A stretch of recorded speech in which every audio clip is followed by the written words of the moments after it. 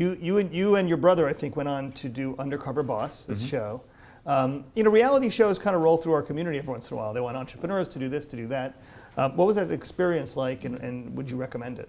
Well, in a nutshell, because I know you're out of time, it was a great experience for our company. It was one of those, when we think of all the great accidents that have helped create our brand over the years, the good fortune that came our way, that's right there on the top 3 or 4 list. Because 50 million people have watched the show. I turned it down, marketing genius that I am not. I turned it down 3 times before we agreed to do it.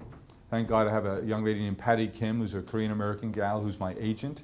And she was at one agency. She moves over to another agency in LA who has Studio Lambert, which is the producer of the show. And she calls me, and she got this little cute accent, and she says to me, Jim, I understand you turned down Undercover Boss. I said, yeah, that's right. She goes, you're an idiot. I'm coming to your office on Monday. I'm bringing the executive producer, and we will leave with your signature on the paper. And so she did. But I said, I'm not going to do it, but I'll do it. And she said, in her very colorful language, what do you mean?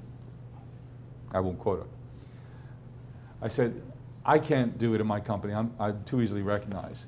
But Chris, who's 10 years my junior, now the president of the company, has more and more responsibility in the company. I want him to know every business like he knows the flower business. So I'm going to send him undercover. No opening boardroom. We do this. Remember, the show hadn't been on the air yet, so I didn't know what it looked like. But they showed me one episode, and they showed me how I was always going to have an opening boardroom scene. So I said, we're not going to do the boardroom scene. I'm a florist. We don't do boardrooms. But I'll send him undercover. And so they called CBS, they called London, checked, and they come back and said, we love the idea, but we want to play this brother-brother thing. So we want you to agree right here and right now that you're going to go surprise him and break his shoes in the field. I said, you want me to sneak up on him and give him a hard time? They said, exactly. I said, I've been doing that my whole life. That's a no-brainer. So it was a tremendous experience for us, because it was a branding event. 50 million viewers now.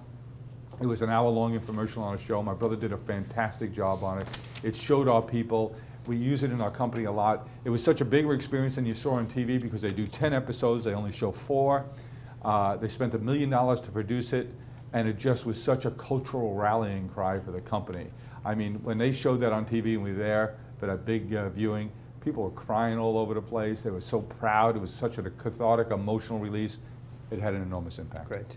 I'd like to just briefly summarize what I heard here tonight, and then for those of you who heard something that you want to contribute to the conversation, go ahead and go to Jim 1-800-Flowers on Twitter and share what you learned during this conversation.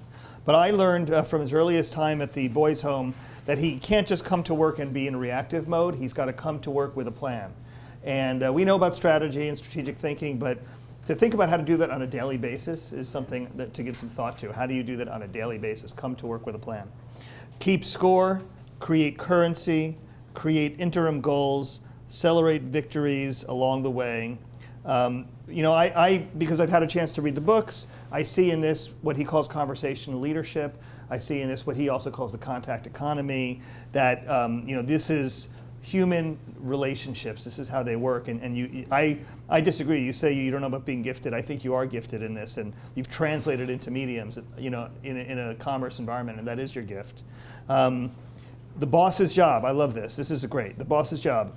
You get to pick what you celebrate, what you tolerate, who you hire, and who you fire. I think those are 4 incredible maxims for the CEO's job. It's very rare, Jim, that a CEO from a publicly traded company can come and speak as you do. They learn how to speak in a different way. Usually they're sort of more nervous about how they express themselves.